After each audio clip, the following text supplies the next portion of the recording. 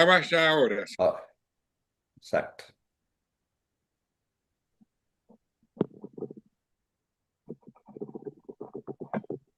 Listo. Ok. Bueno, buenas tardes. Hola, buenas tardes. Un gusto saludarte, Elsa. Bueno, soy Marcelo Aptekman, me presento porque es una grabación y estamos en una reunión de este grupo de encuentro, de diálogo, de reflexiones compartidas, auspiciado, creado, generado por la Fundación Shalom. De diálogo en el plano teológico, entre judíos y cristianos. Es bien específica en ese sentido la cosa. Y hoy vamos a charlar sobre un tema que presenta en el capítulo 13 de su segundo libro, Yoel Ben Arie, que es, él habla de dos Mesías. Entonces, bueno, como yo estos días estoy fuera de casa, grabé con antelación una charla para que podamos escucharla todos y después compartir la conversación. La idea es que sirva como la charla esa como pista de despegue para que luego cada uno vaya aportando sus propias ideas y los demás podamos escucharlas. El tema es que desde que grabé ese video, me fui dando cuenta y fueron apareciendo cosas adicionales que no están incluidas en el video.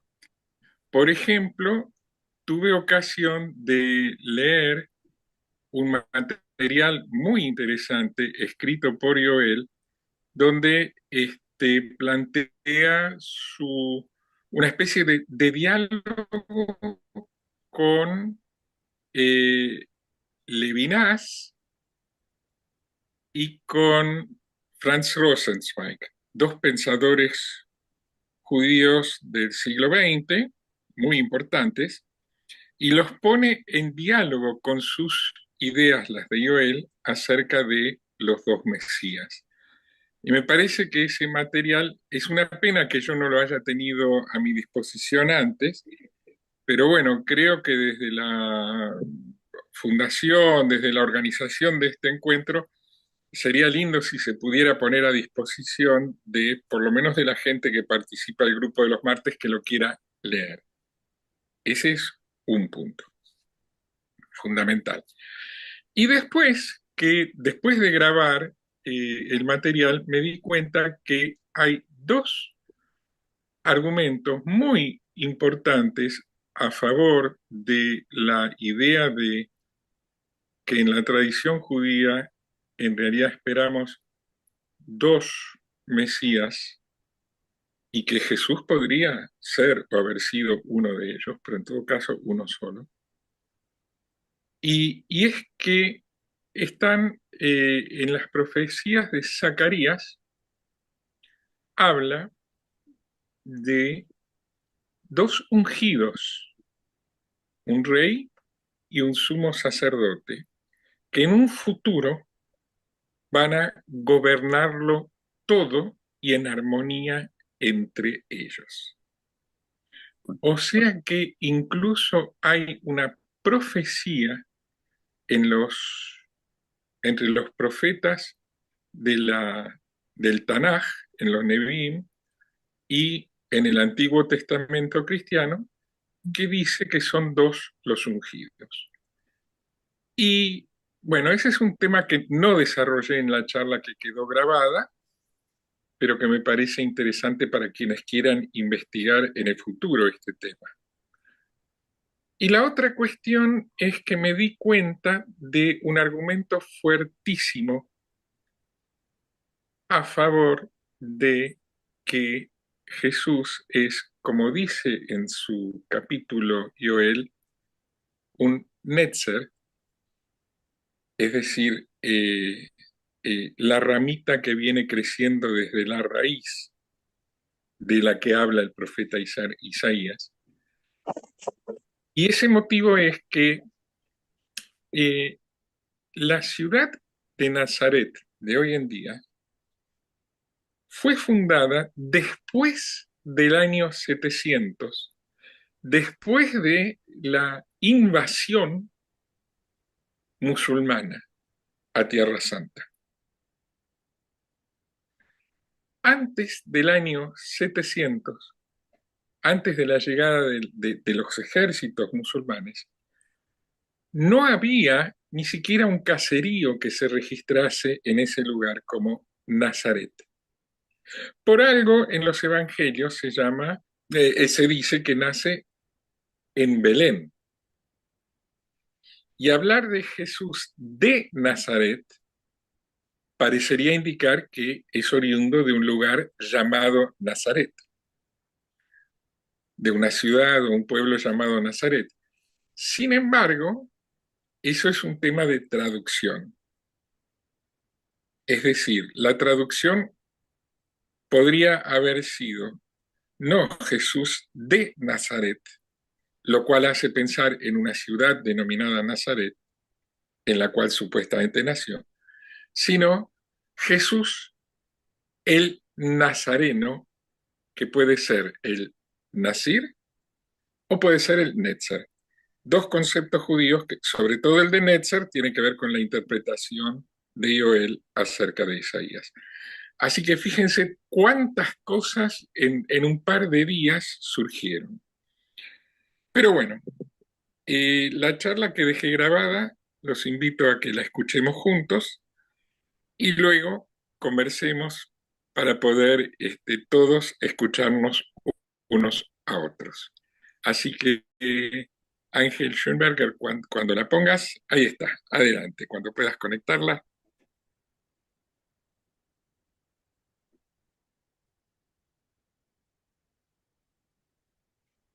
No.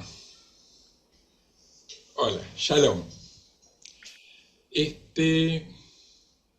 Hoy quisiera compartir con ustedes algunas inquietudes respecto a un tema muy importante que desarrolla Joel, los dos Mesías, no uno solo. En el mundo, en la tradición cristiana, se da por sobreentendido que el Mesías es uno, Jesús, y punto. Pero en el breve capítulo 13 de su libro Hacia la Nueva Alianza, Joel Ben-Ari nos introduce en el tema de los dos Mesías desde la perspectiva de la teología de los dos caminos, ¿no? Y desarrolla su idea de los dos Mesías en base al análisis del texto de Isaías, del profeta Isaías capítulo 11. Explica Joel que cuando el texto dice del tronco de Isaí, que también es llamado Jesé, es el nombre del padre del rey David.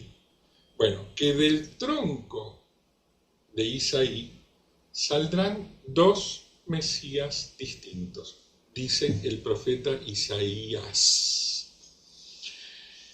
Y uno de esos dos profetas es simbolizado por la vara que saldrá del tronco, que es el Mesías Ben David, el vinculado a la tribu de Judá.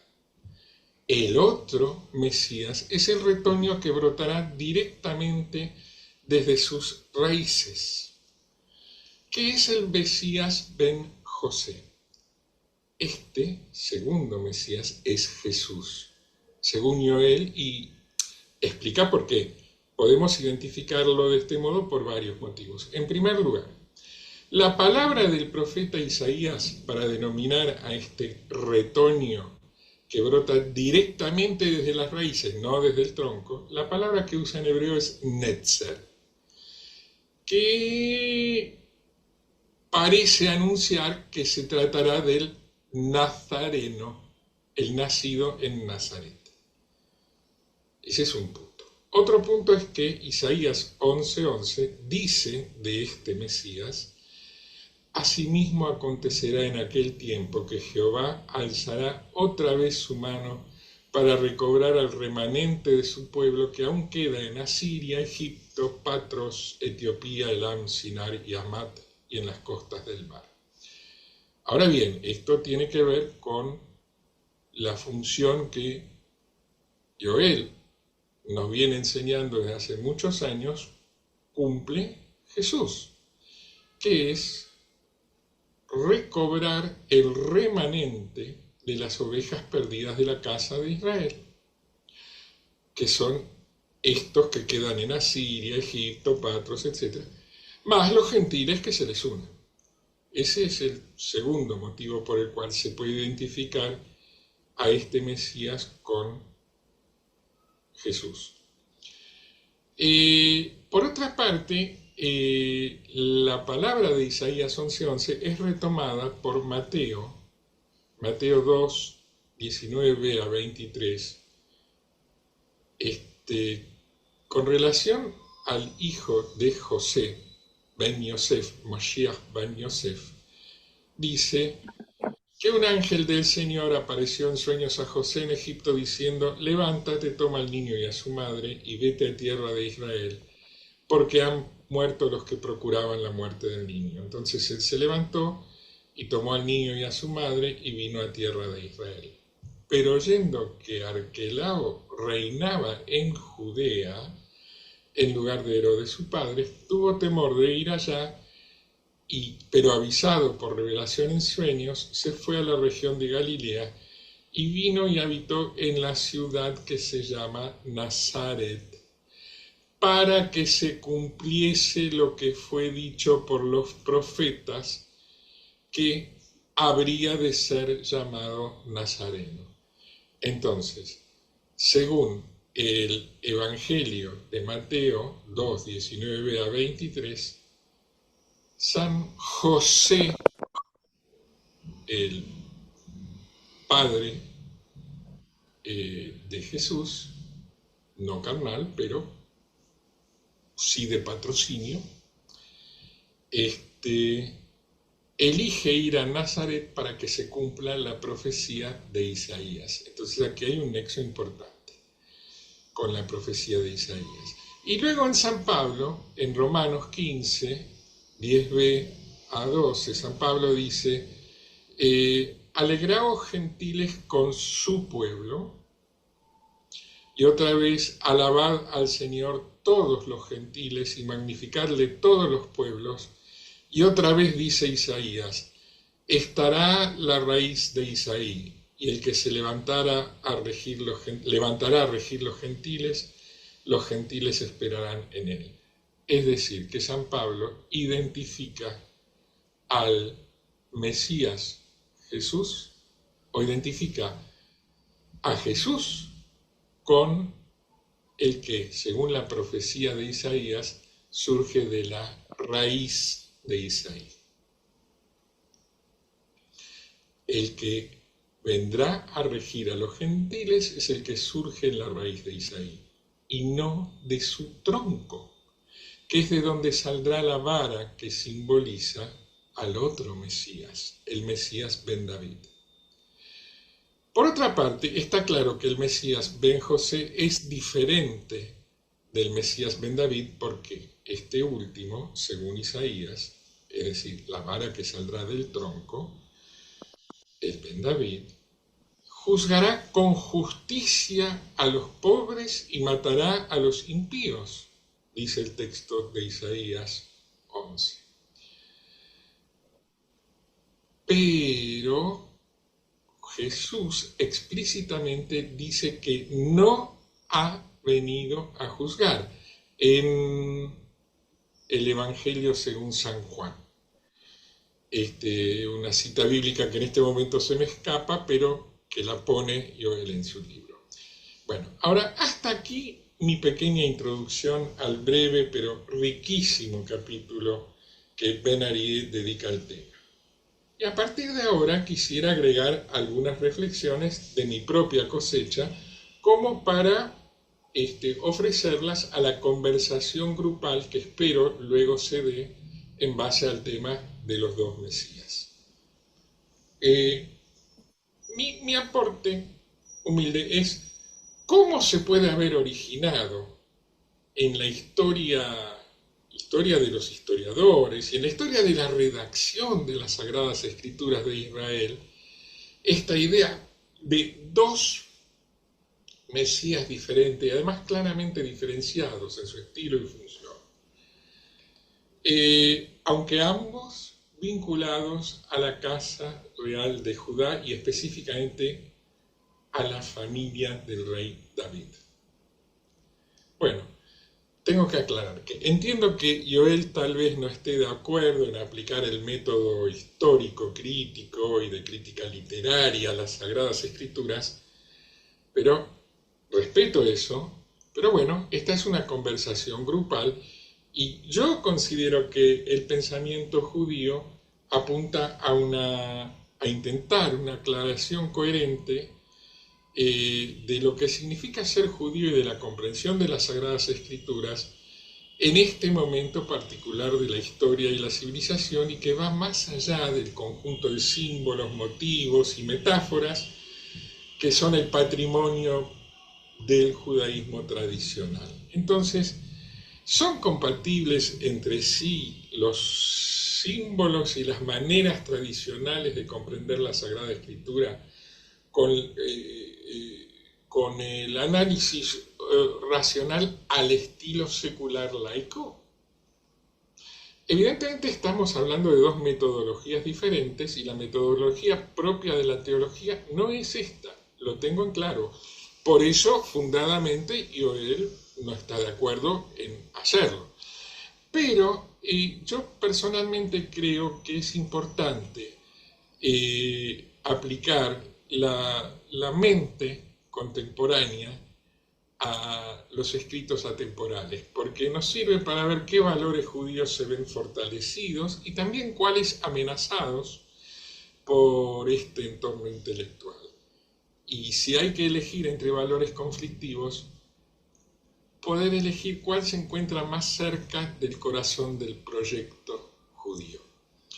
El hombre de fe puede relacionarse con la sociedad moderna y sus modos de pensamiento siempre que tenga el coraje, creo yo, de un doble encuentro con una identidad dual, si se quiere. Como hombre del siglo XXI, es parte de la empresa secular humanista, cada uno de nosotros. Y como hombre en sentido genérico, incluye a las mujeres aquí, de la Alianza es heredero de una tradición de fe que no puede ser traducida al lenguaje contemporáneo y de un conjunto de respuestas emocionales que ya no son moneda corriente para mucha gente.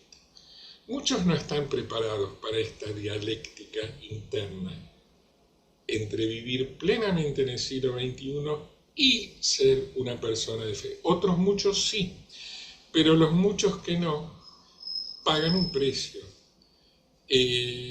Yo creo que por eso la tradición ya no es, o por el momento al menos no es, la tradicional, la religión de la mayoría de los judíos. Pero creo también que es posible una síntesis entre estas dos identidades y el hombre de fe debe vivir esta paradoja como pueda. Y personalmente creo que está bueno elegir iluminar las Sagradas Escrituras con todo lo que tengamos a nuestro alcance. También las luces surgidas de la ciencia secular. Entonces, ¿cómo podemos entender desde una perspectiva histórico-crítica o de análisis literario de dónde fue gestándose la idea de dos Mesías diferenciados? Recordemos que en un principio la palabra Mashiach, Mesías, significa ungido, es decir, unas gotas de aceite y se unge a la persona. ¿Pero a quién se unge? A los reyes, en vida, a los reyes. Los del reino unificado y luego los del reino de Israel y los del reino de Judá eran los ungidos. Ahora bien, el texto de Génesis es a la vez una historia de una familia, pero también puede ser leído como un relato político de cómo se federaron las 12 tribus. o no. La historia de José funciona tanto como una historia sobre una lucha por la primogenitura entre los hijos de Jacob, José y Judá, como una historia que define la primacía final del reino del sur, Judá, sobre su hermano mayor, el reino del norte, el reino de Israel, que en un primer momento fue mucho más grande, rico y poderoso que el reino de Judá del sur. Y por lo tanto parecía José tener la primacía. Como el José bíblico era el gran visir del faraón y Judá venía a comprar comida para no morirse de hambre. Y sin embargo, el texto de la narración bíblica muestra ahí una especie de enroque, que es el que sucedió en la historia y que tiene que ver con los dos Mesías. Las dos tribus más importantes en la historia de Israel fueron sin duda la de Judá y la de José. Dentro de la narración bíblica son representadas por los hijos de dos esposas rivales entre sí y hermanas entre sí, dos esposas de Jacob, Lea y Raquel. Geográficamente el territorio de Judá estaba rodeado por el de tres hermanos mayores, Rubén al este, Simeón al sur y Leví adentro. Esta región, con la excepción de la de Rubén, que la tribu de Rubén fue incorporada en el reino del norte junto con otras regiones que estaban en lo que hoy podríamos denominar Cisjordania o en el país Jordania, digamos, viniendo desde Jerusalén del otro lado del Mar Muerto y el Jordán.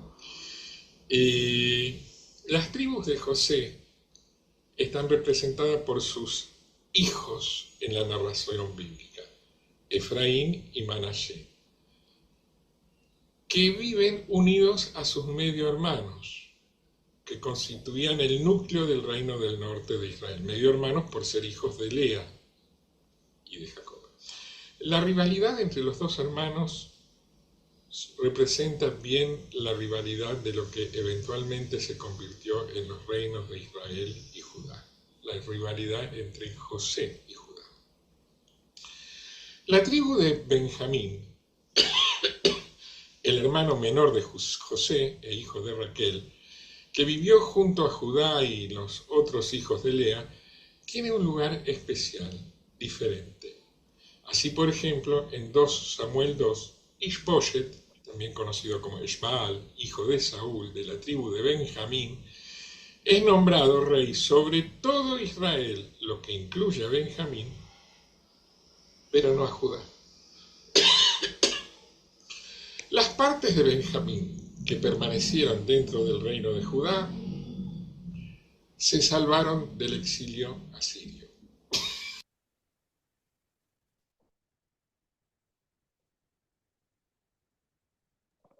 Vamos a ver la segunda parte porque justo le agarró tos a... Así que ya volvemos. Un segundo. Puedo aprovechar el segundo para discutir conmigo mismo porque no estoy de acuerdo con algo que... Bueno, No, está bien. a ver qué. Fue una digresión larga la de si método histórico crítico o no, no correspondía a esta charla. Lamento Ah, haberla hecha tan extensa. Me di cuenta al escuchar. segundo, tengo que abrirla, si no, no se me... Ah, ahí está. Ahí está. Ahora sí. Es un lío esto. Siempre. Ahí está. Compartir. Compartir otra cosa que no tengo que compartir. Se me agarró otra cosa. A ver, no sé. Ahora sí. Ahora sí. Bueno, disculpen la interrupción, tuve que tomar un vasito de agua. Bueno.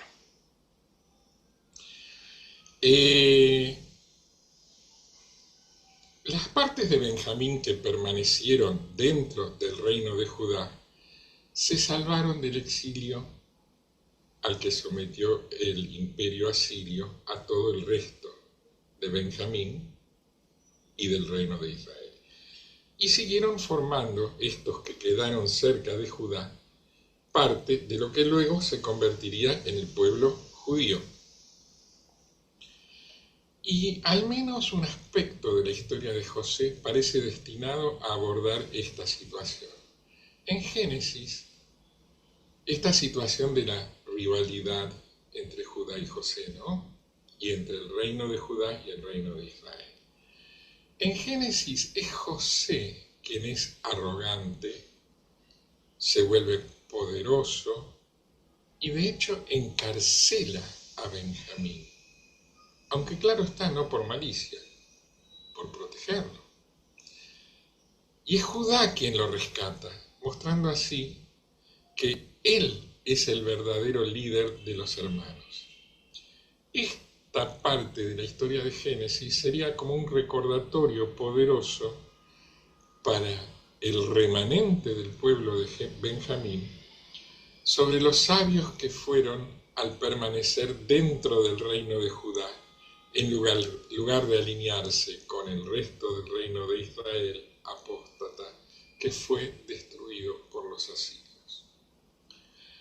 Con respecto a la rivalidad entre José y Judá, José tiene sueños en los que gavillas de grano y luego el sol y la luna y las estrellas se inclinan ante él. Una alegoría poco disimulada de sus hermanos y padres reconociendo su estatus real. Pero estos sueños de José enfurecen a sus hermanos que se burlan de sus aspiraciones. En Génesis 37:8, sus hermanos le dicen: ¿de veras vas a gobernarnos? ¿De veras tendrás dominio sobre nosotros? Al principio de la historia, el enfoque está muy centrado en José. Y todas las alusiones a la realeza sugieren que él tendrá un futuro brillante. Es ante José que los hermanos se inclinan en Génesis 50:18. En Génesis 37:50, nadie se refiere a esos capítulos como la historia de Judá. Pero quizás, tal vez, después de la aniquilación del reino del norte y de la emigración de algunos sobrevivientes hacia el reino de Judá, que sobrevivió indemne,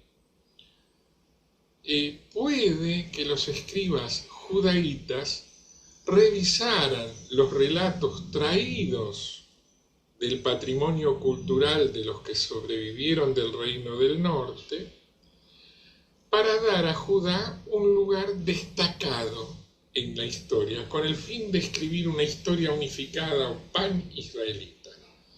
Y al mismo tiempo, claro, sin embargo, buscaron desplazar al reino del norte como el hermano mayor en la asociación, promoviendo al reino del sur, Judá, a la posición de mayor jerarquía. Tanto Judá como José reciben largamente abundantes bendiciones de su padre en su lecho de muerte. Sin embargo, aunque Génesis 49 refleja el lenguaje de sumisión a la realeza que se encuentra en Génesis 37, me refiero a la postración, el cetro, el tributo, la obediencia y las ropas rojas, este lenguaje no es usado con respecto a José, sino sorpresivamente a Judá. Y en Génesis 49:8 dice Judá: Judá, tus hermanos te alabarán. Tu mano estará en el cuello de tus enemigos, los hijos de tu padre se inclinarán ante ti. Judá es un crío de león. De la presa, hijo mío, has salido. Se agacha, se estira como un león, como una leona. ¿Quién se atreve a despertarle? El cetro no se apartará de Judá, ni el bastón del gobernante de entre sus pies, hasta que le llegue tributo y la obediencia de los pueblos sea suya. Entonces, tenemos una historia de un ungido rey del reino de Israel, un ungido rey del reino de Judá y una tal vez intención de los redactores de la Biblia de enlazar las historias de uno y otro, de modo que quede claro que primero parecía que el poderosísimo era José, pero finalmente el que lidera al pueblo judío e incluso salva a Benjamín es Judá. Y que ambos ungidos, el del reino del norte y el del reino del sur, son dos ungidos necesarios para que la palabra llegue a todas las tribus de Israel y para construir una narrativa pan-israelita que incluso sirva para llegar a las, y lo digo con las palabras que cita Joel de los Evangelios, para llegar a las ovejas perdidas de la casa de Israel. Y también sirva para llegar a la casa de Judá, más Benjamín, más Leví, o sea, lo que hoy denominamos los judíos. Pero son dos Mesías aparentemente diferentes. Bueno, hasta aquí mi pobre introducción al tema. Espero que pueda servir de mi atrevimiento sirva de trampolín para que se animen a expresar y compartir ideas sobre este texto fundamental que nos ha dado Joel.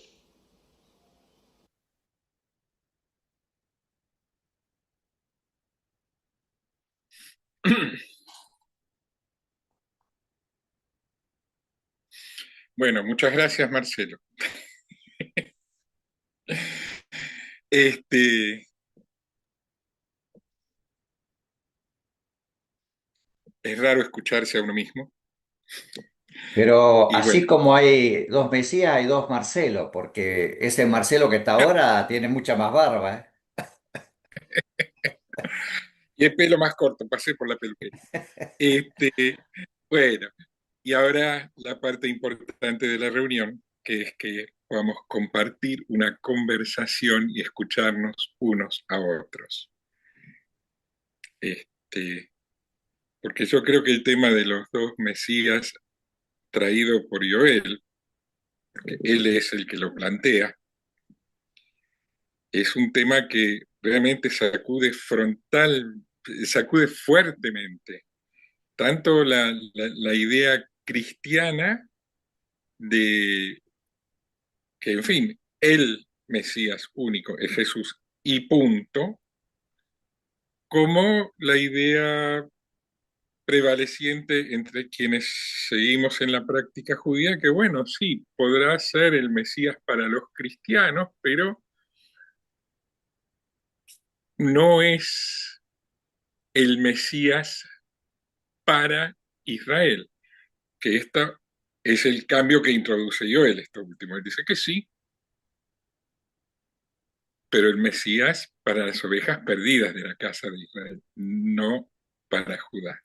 O sea que los judíos podemos reconocer en Jesús al Mesías de la casa de Israel. Bueno, este tema yo creo que es muy, muy difícil, es todo un cambio de paradigma entenderlo y muy trabajoso. Y escucho, no sé, tal vez puedas coordinar vos mejor, Ángel, porque yo no veo en Bien, pantalla sí, está quienes bien. levantan. Sí, no, no, no te preocupes. Me gustaría, si Joel tiene, ya que es el autor del capítulo S13, si cree que tiene que enfatizar algunos aspectos, así cosas que se haga más claro, digamos, ¿no? Lo expuesto por Marcelo. Bueno, yo quisiera que escuchara a otros antes de intervenir yo, ¿no? Pero ya que me dijiste, quiero aclarar de que la idea de los dos Mesías no es idea mía, ¿eh? es tradición judía. Sí. Este, este, los dos ungidos, hay dos ungidos, los reyes de Israel son ungidos todos, sí, ungidos, el jefe de familia, Saúl es ungido y David es ungido, pero los hijos de David ya no son ungidos porque reciben la unción de su padre. Este, eh, bueno, eh, con respecto a la palabra Nazaret, ya lo dijo Marcelo, dice, una vara saldrá del tronco de Jesé y un retoño, Netzer, florecerá de sus raíces. Y esto acá nos están dando este, eh, bueno, insinuando que se trata de dos personajes mesiánicos. Jesús mismo dice, yo soy el retoño. Creo que está en Apocalipsis, ¿no, Jorge? Este, Sí, así eh, lo decías, bueno, ¿eh? así está escrito en tu escrito que dice que en Apocalipsis usas un texto que se refiere a Sí, Jesús. así es. Eh, después, no entendí bien el asunto de la rivalidad entre José y Judá. No sé dónde, cuándo está la rivalidad. Judá salva a José de los hermanos que lo querían matar. Dice, no lo matemos, lo vendamos. En ese sentido. Así que, y está en la tradición judía que Judá salva a José. Este, eh, la parte de Benjamín que está en contacto en el norte con la tribu de Efraín y en el sur con la tribu de Judá, no sé por qué es una parte que se salva todo Benjamín, porque cuando vienen los asirios conquistan todo el reino de la casa de Israel y no la casa de Judá, donde está, ¿quién dije? Benjamín. Este, bueno, a- no quiero extenderme más, quisiera escuchar otros compañeros y continuamos después, si es necesario. Si hay alguna pregunta, con mucho gusto.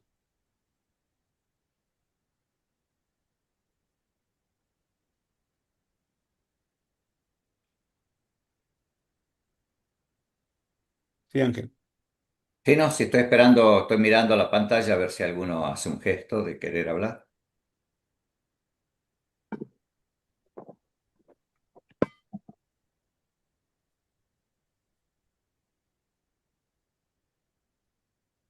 Jorge se desmutió. No, él le gusta estar desmuteado. Ah, bueno. No sé si Jorge querés hablar, Jorge Plesco. Eh, Mira, este es un tema, ¿me escuchan, no? Sí, Sí, ¿Me perfectamente. escuchan? Este es un tema bastante delicado en el diálogo nuestro en especial, porque estamos entendiendo esta problemática de no basándonos exactamente en los textos, sino que basándonos en lo que ha sido la tradición. Perdón, estoy hablando de cómo yo entiendo, por supuesto, esto. Para mí, no hay ninguna duda que el Nuevo Testamento habla de dos Mesías. Ninguna duda, no tengo ninguna duda que habla de dos Mesías. Y no solo en la Biblia hebrea o en la tradición hebrea, sino que en el Nuevo, y hablo del Nuevo Testamento, no hablo del cristianismo.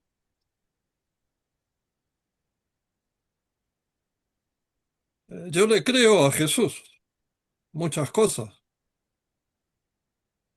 así como le creo al Señor. porque Jesús, después de todo, es un enviado del Señor.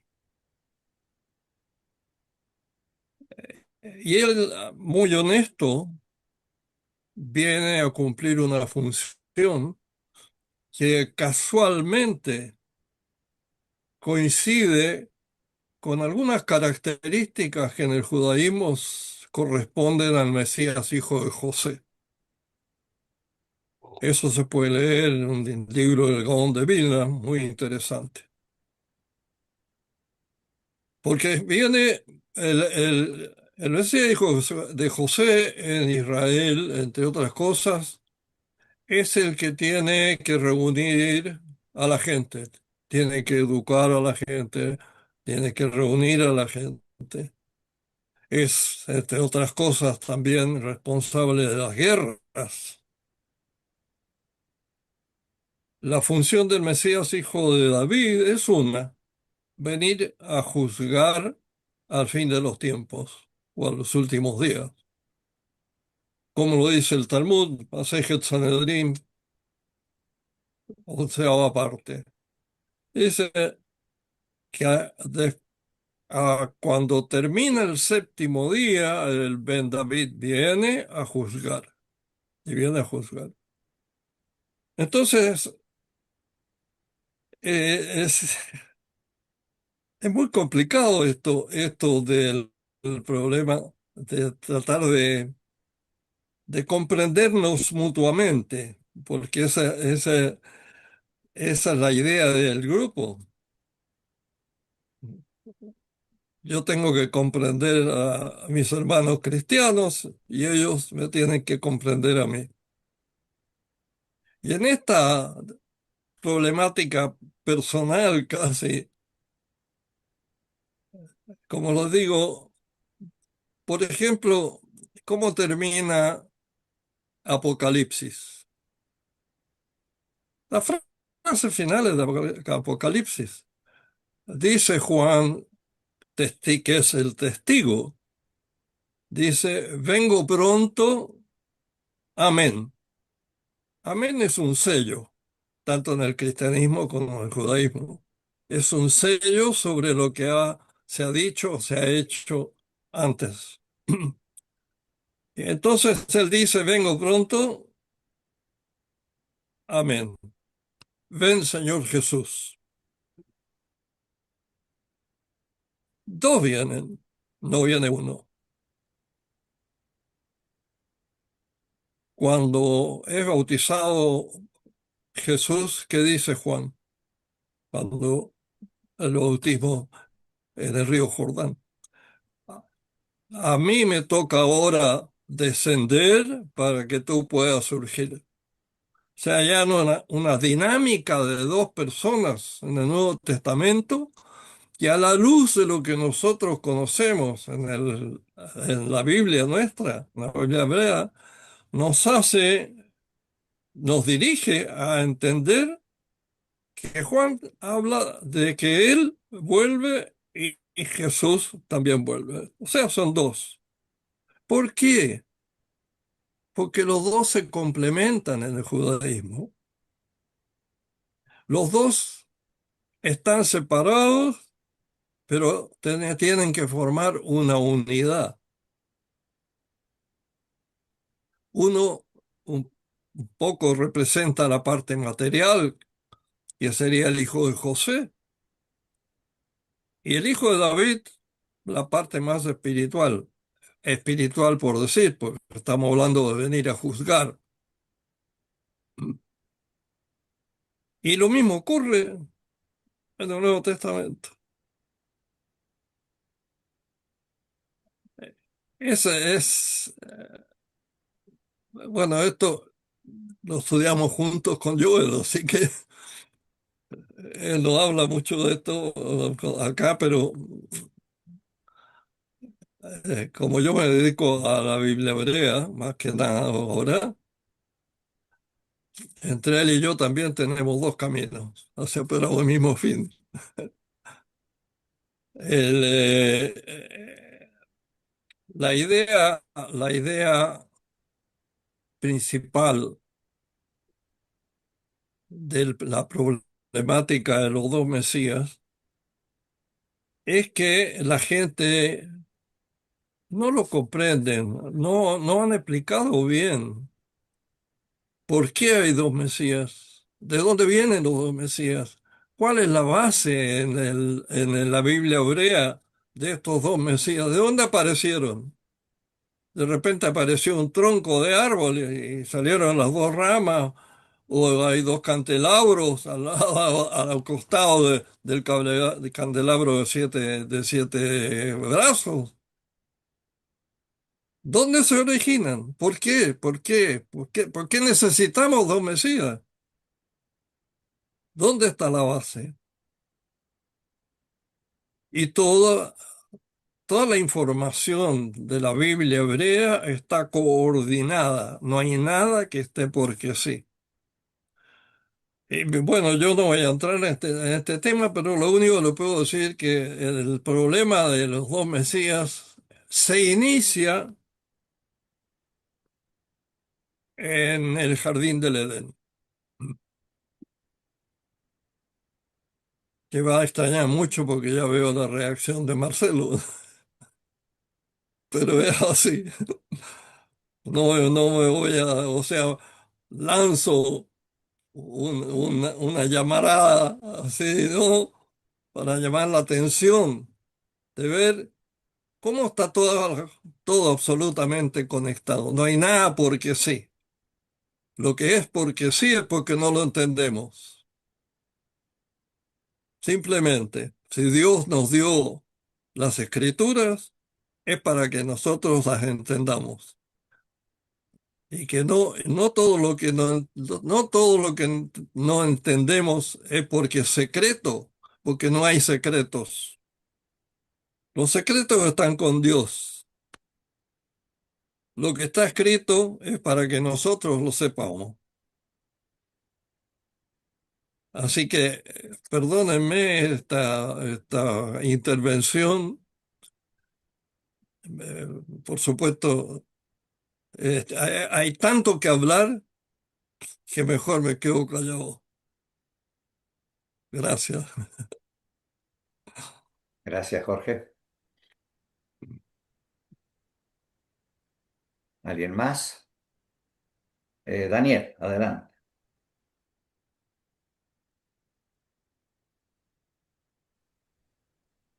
Estoy de acuerdo con Jorge y con Joel y con Marcelo, que nosotros somos como una familia pobre que duerme en el grupo de diálogo, ¿no? Me refiero, como una familia pobre que duerme, son parte de la misma familia y duermen todos en un colchón, en un colchón. Entonces, cuando están en el colchón, a veces darse vuelta es toda una maniobra colectiva y no solamente individual. Y uno trata aquí de no agredir, de no ser demasiado frontal, de no discutir, digamos, sino simplemente mencionar algunas cosas. A mí, en lo personal, del lado cristiano, pensando que en nuestra forma de pensar no hay otro Mesías que Jesús.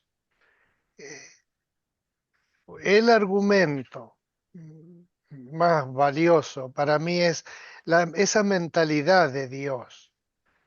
Como dice en Juan, este estaba en el principio con Dios, que ahí parece en nuestra forma de pensar que estamos hablando de dos personas, dice enseguida, y el verbo era Dios. Y Juan se refiere a como que hay en el universo idea que a mí me encanta en lo personal, creo que ya yo las veces que he hablado he hecho referencia a eso. Me encanta pensar que atrás de todo el universo hay un ADN de Dios que se manifiesta en diferentes células, en diferentes organismos, en diferentes partes del organismo, pero que el examen de ese ADN es una identificación de un ser único que tiene diferentes órganos, pero que tienen el mismo ADN. Yo creo que el universo es así, aún el universo moral, el universo histórico, el universo en donde vivimos. Y es raro, pensando ese concepto de la unidad que es tan fuerte respecto de la persona de Dios, oye Israel, Jehová nuestro Dios, Jehová uno es. Ese uno tiene un significado que mejor los judíos que los cristianos podrían explicar y disfrutar de ese concepto de la unicidad de Dios, para pensar que un Dios cuyo sentido único, justamente un sentido que trae la unidad, obviamente, ¿no es cierto? Fuera a expresarse a través de dos Mesías. Y el otro aspecto, y con esto dejo, es que Cristo se veía a sí mismo, se autopercibía como Dios humanizado, hecho hombre. Dios, pero que tuvo un tránsito terreno como cualquier mortal. Y eso es muy fundamental en el cristianismo, obviamente. Y en mi opinión es muy importante en nuestra teología. Por eso digo que estoy de acuerdo con Jorge, que en el principio, en el Génesis, está, mm, no sé si usar la palabra bocetada, hecho como se dice, un apunte, un, una síntesis de presentación de toda la historia humana, la teología, por lo tanto, y la vida. Y estoy de acuerdo con eso, en que esa lectura de los primeros capítulos del Génesis traen efectivamente una perspectiva sobre qué es su Mesías, que puede ser un simple enviado como Darío, rey de Persia, que cumple temporariamente una función eh, para la cual Dios necesitaba que hubiera alguien que lo haga, y él lo hizo, pero que en un sentido más restrictivo se refiere a esa idea de un solo Dios y un solo mediador, como dice también en el Nuevo Testamento. Pero entiendo perfectamente que somos personas que se están tratando con amor y que eso también es un propósito de Dios expresado en nuestras relaciones. Muchas gracias. Bien. Pues yo estoy de acuerdo con vos, Daniel, de que hay un solo Dios y un solo mediador. Eso no tengo ninguna, pero es un tema también largo para desarrollarlo, ¿no? Creo que no es nuestro tema, pero básicamente hay un Dios y hay un mediador entre los hombres y Dios. Creo que ya lo vimos en otras partes, en otra oportunidad. Este, eh, eh, bueno, no importa, no quiero entrar a desarrollar el tema este, pero si quieren alguna oportunidad lo hacemos. Pero estoy de acuerdo en principio de que sí, hay un Dios y este, además no se olviden también de que en otra parte de la Biblia dice, ustedes son dioses. Y en otra parte dice, en Éxodo, creo que en Éxodo 4 que Dios le dice a Moisés, no, Éxodo 4 sí, 4, ¿no, Jorge? Que dice a Moisés, te No. haré, te haré Dios para el faraón y tu hermano Ah, Aarón sí. será tu profeta. Sí, 4. 4, ¿verdad? Sí. Y bueno, así que la palabra Elohim, en el caso este, tiene un significado porque hay muchos nombres, muchas formas de llamar a Dios en la Biblia. Entonces, la palabra esta que usa para Elohim, que lo usa para Moisés también, y para otros personajes, este, eh, existe, ¿no? Pero bueno, dejemos el tema ese. Y quería hacer esta aclaración nomás que es de que eh, los hijos de Dios son, son dioses de alguna manera, ¿no? Este, hay que ver qué significa eso, hay que ver qué significa, en que Dios es puro, los hijos ya no son puros, tienen, tienen tendencia a pecar. Dios nos da el libre albedrío para que elijamos de qué lado estamos. Pero bueno, pero esos son otros temas que me hacen pensar, me hacen, ahora que después que se desarrolló el tema esto de los dos Mesías, este, eh, bueno, hasta acá nomás.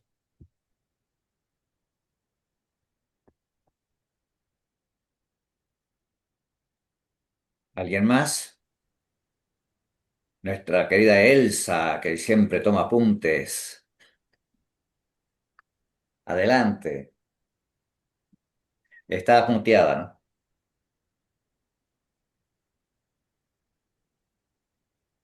En este caso me he quedado con mucho, viste, mucho para reflexionar antes de humildemente exponer algo, que uno siempre se equivoca. En este caso podría equivocarme mucho más. Yo, al margen de todas las ponencias, yo me pregunto, por ejemplo, pensando en esta presentación de los dos Mesías, ¿cuánto cuesta llegar a encontrarlo y a definirlo? ¿Por qué Dios, que es tan omnipotente y tan simple, nos complicó tanto la vida para poder entenderlo? Parece una pregunta infantil, ¿eh? Creo que pueden aceptar que es una pregunta infantil. Necesitamos tantos millones de años para entenderlo, perdón, tantos miles de años para empezar a bucear sobre esto. No estoy refutando para nada la teoría, la presentación, ¿eh? Es ideas que me vienen al margen. Y por otro lado, yo pienso en los dos Mesías y hablamos de la casa de Judá, de la casa de Israel. Y la salvación de todo el resto, Dios que se manifiesta también en ese pluralismo religioso, ¿cómo opera en esos otros grupos? Porque en eso yo lo he dicho muchas veces, no creo que nadie pueda tener la apropiación de Dios, porque Dios es apertura a todos nosotros, pero sigue siendo un misterio, porque es más lo que no sabemos que lo que sabemos de Dios, más que lo que deducimos que lo que realmente sabemos de un Dios omnipotente y que nuestra mente es infinitamente pequeño al lado de lo de Él. Entonces, cuando analizo estos temas, me encuentro con este tipo de cosas, que no los quiero complicar a ustedes. Y vuelvo a decir, también les puede resultar infantil, pero a mí me aparece ese Dios Padre creador de todo lo existente. Y ese Dios, que es una totalidad, no le puedo negar cualquier otra forma de presentarse, que no es la mía sola. Y por eso, en un principio, no me acuerdo quién dijo que era tan importante, no sé si se refería a este tema o qué, perdonen, la gran importancia de este diálogo y de esta amistad que estamos generando entre nosotros y que puede a veces resultarnos difícil. Creo que fue Jorge que dijo que nos puede resultar esto novedoso y muy difícil. Yo les digo que si el corazón está abierto, no hay dificultad de la mente para entenderlo, pero no del corazón. Creo que a veces hay cosas que se pueden abordar más fácil desde la apertura afectiva. No estoy hablando de sentimentalismos, que hoy están y mañana se van. Estoy hablando de lo afectivo como solidez del corazón. A veces puede ser el camino inicial para llegar a lo otro. Bueno, me quedo acá. No creo que pueda decir nada más. Gracias, No creo que Elsa. haya servido para nada, pero por lo menos le pude manifestar mi percepción, y más que percepción, mi vivencia sobre este tema. Uf, muchas gracias. ¿Puedo decir algo? Sí, Joel, ¿Puedo decir algo? adelante. Sí, por ¿Eh? supuesto, Joel. Sí, sí. Bueno, en el Talmud justamente dice de que la casa de Israel no fue dispersada, sino para agregar gentiles a Israel.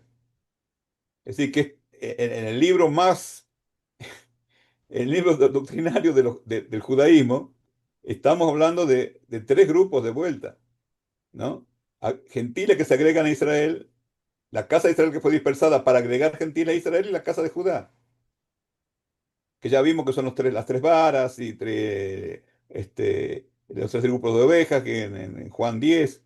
Este, así que eso está también en la tradición judía, ¿no? De que, eh, de que el judaísmo está para agregar gentiles a Israel, es llevar la luz a todo el mundo. Y esa luz se la pasa a la iglesia, que tiene que dispersarla también para todo el mundo. Y es misión de la iglesia hoy en día de evangelizar, es decir, llevar la luz de la fe en Dios a todo el mundo. O sea, perdón, Yabel, esa es lo definiste como la misión, digamos, de la iglesia. Y el Sí, judaísmo, ¿cómo expande? Ángel, También debería evangelizar, si somos todos frutos de un mismo tronco. sí, Uno la vara, el otro nace de las raíces, pero todos estamos ahí. sí. Pero ocurre de que, a ver cómo te lo explico, la, la, la, la salvación de la casa de los gentiles es misión de la casa de Israel, porque es a través del recibimiento de la gracia de Dios. La casa de Judá representa el cumplimiento de la ley. Pablo mismo lo está diciendo en Gálatas 5. El que circuncida está obligado a cumplir toda la ley. De la gracia habéis caído. Y Cristo no te sirve para nada si te circuncidas. Y con todo va y lo circuncida a Timoteo, ¿no? Que era Sí. judío, hijo de madre judía. Es decir, los judíos tienen un camino y que Pablo está muy claro, y para Pedro también, por supuesto. Este, y, y la salvación de los gentiles, que no es a través del camino de la circuncisión. Cuando Tito viene a la iglesia de Jerusalén a circuncidarse, no lo circuncidan porque era gentil, porque circuncidarlo es obligarlo a cumplir con la ley. Y ya se había abierto otro camino de salvación. Este, lo que sí es importante de que comprendamos de que somos dos partes que estamos caminando juntos y que tenemos que unirnos al final del camino, nos vamos a unir en la nueva alianza.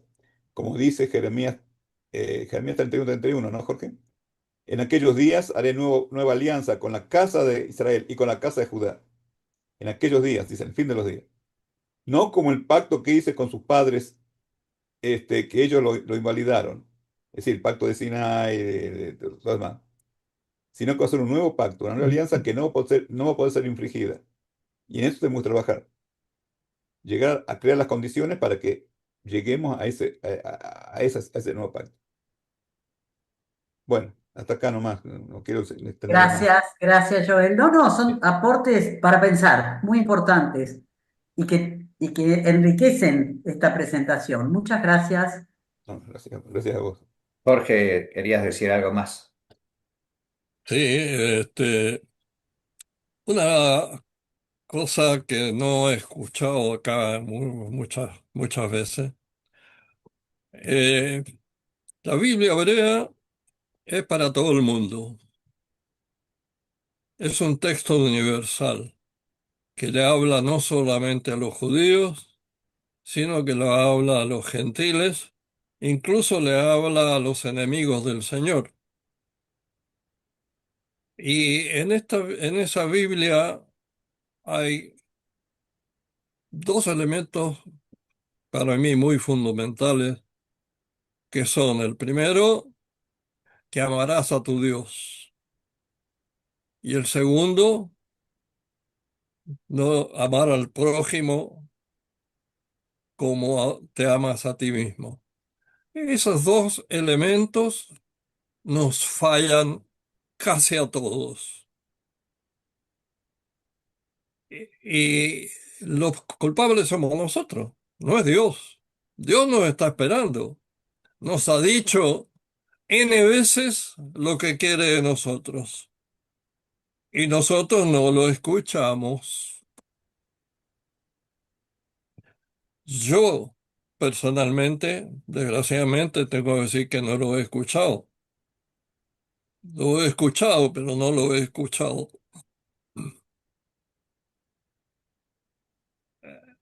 Y toda la problemática que tenemos en el mundo es porque hemos construido una especie de muro que no lo podemos, que es dificilísimo de destruir, pero es un muro que se inicia con con el inicio de la creación. Nosotros hablamos en el grupo por lo general de los últimos 3, 4 mil años. Ah, sí, pero la creación tiene muchos millones de años y está todo conectado. Y nosotros somos parte de la creación, la única parte inteligente que gracias a que nosotros tenemos la capacidad de conciencia de que existe la creación, en el fondo ella existe, porque el creador no hizo la creación para que él tenga un parque donde entretenerse, sino que en cierto sentido nos creó para compartir con él su creación. Pero para eso tenemos que estar a tono con las leyes que Él quiere, no las leyes que nosotros queremos. Y en el judaísmo, haciendo una introspección, uno de los problemas es que desde que recibimos nosotros en Sinai los mandamientos, estamos discutiendo a Dios qué realmente Él quería decirnos con esos mandamientos. Y viene fulano y dice, no, él habla que quiere que seamos blancos.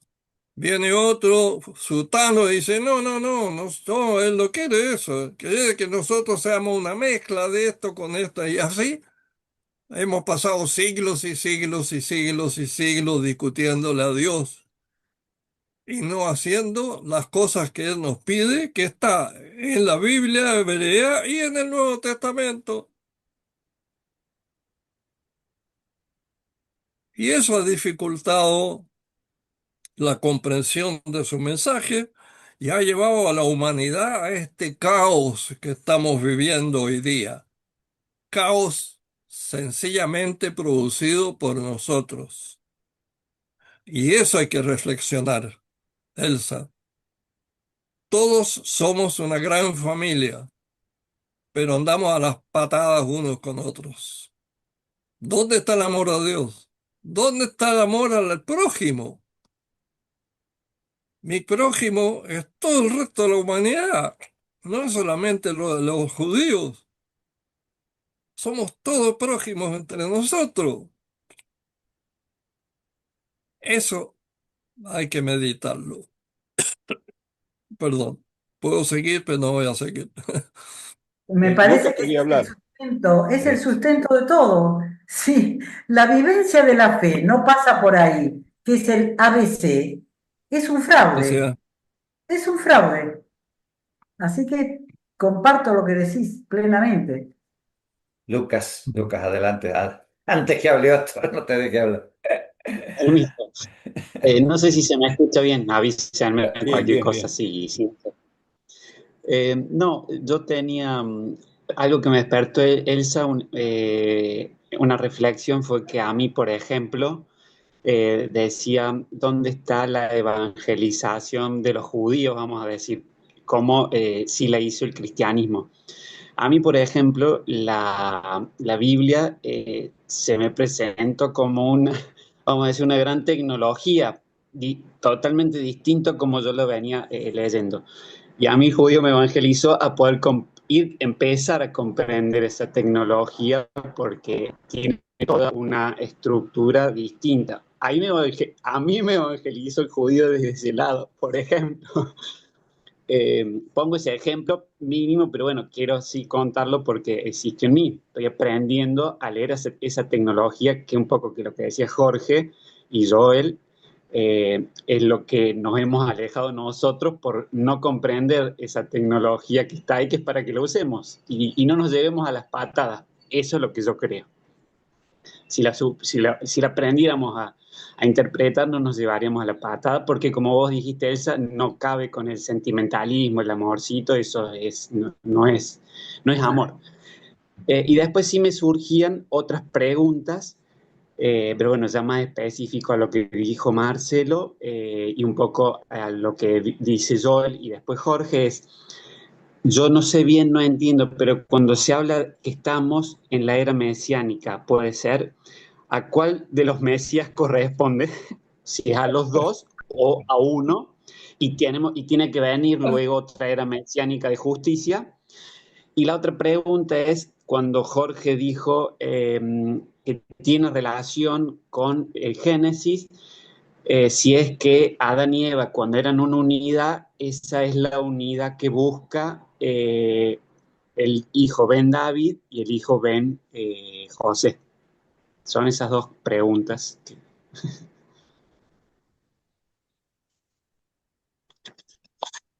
Sí, Jorge. Eh, Hablamos de la Neshama, o sea, del aliento divino. No es que sea la figura o el corazón o los riñones, no. Es que la parte, una de las 5 partes espirituales que tiene el hombre, que es la Neshama, ¿sí? Se perdió o se anuló por el pecado. Y toda la historia simple es que tenemos que despertarla. Cada uno tiene su Neshama adentro y hay que despertarla. Y para despertarla, entonces Dios en la Biblia hebrea le dio al pueblo judío, pueblo elegido, pero elegido para tener una responsabilidad, no para tomar helados ni para comer bien, sino que una responsabilidad frente al resto de nuestros hermanos, que son las naciones. Entonces, la unión de los Mesías es una unión de la Neshama, del aliento divino que nos ha regalado el Creador para acercarnos a Él.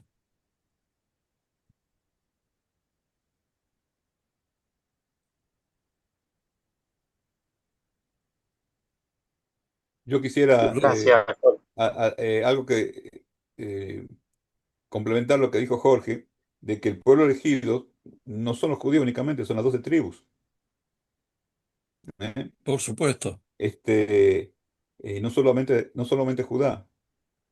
No, Así que, eh, así que no, no sé, es otro tema, pero no queda, quería resaltar acá que no es una exclusividad judía de ser pueblo elegido, sino que el pueblo elegido son las 12 tribus del pueblo de Israel. Los judíos son dos o tres. Casa de Judá, perdón. casa de Benjamín, sí, Benjamín y Leví, ¿no? ¿Algo más, Jorge? ¿Qué quería decir? Corregime. Eh, Quiero hacer una aclaración. Se habla mucho del pueblo elegido, pero en ninguna parte se habla del pueblo elegido, la verdad. El pueblo eligió firmar el pacto en Sinaí. El Señor nos ofreció el pacto, nosotros lo elegimos y con esa elección la responsabilidad hacia el resto de nuestros hermanos que antes, en todas las generaciones anteriores y también las posteriores, no han podido cumplir con la voluntad del Señor. Y que la palabra pueblo elegido, como tantas otras palabras muchas veces, no aparece en la Biblia hebrea. La elección la hizo en Sinai el pueblo, cuando aceptó el pacto.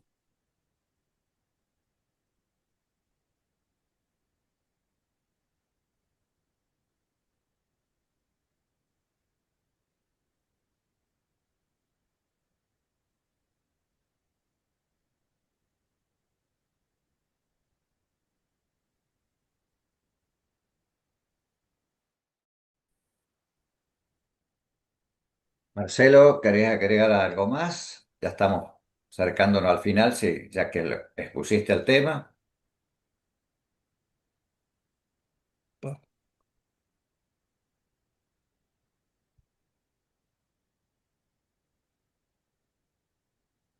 Gracias, Ángel. Este, no, simplemente agradecer los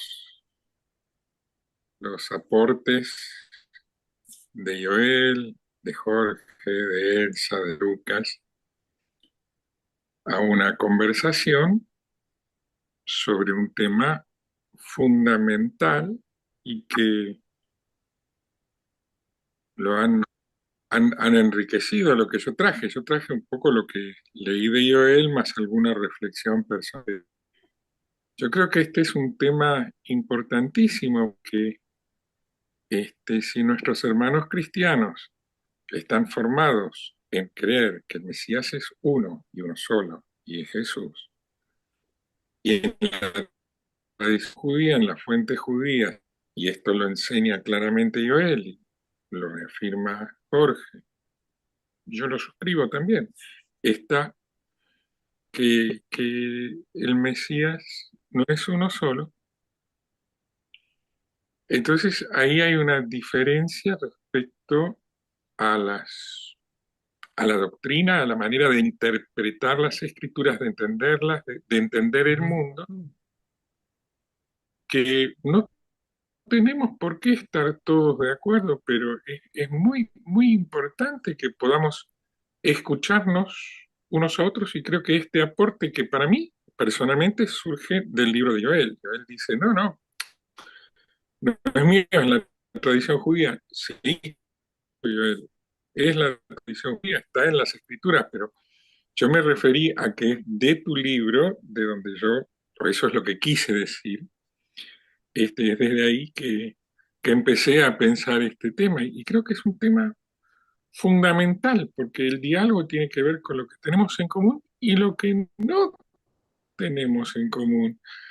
Parece que esta idea de dos Mesías de la tradición judía, eh, por ahí, por ahí toca el núcleo de la creencia cristiana y en ese sentido yo no sé si es un tema para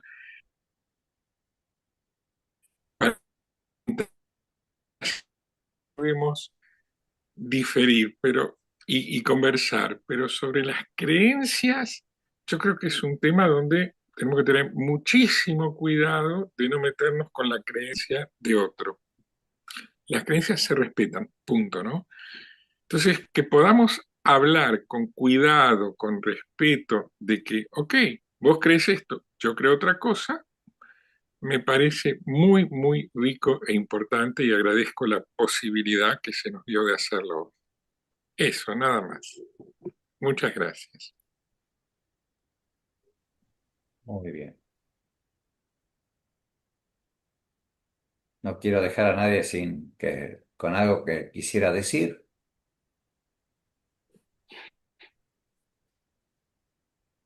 Si no, sí, Elcita.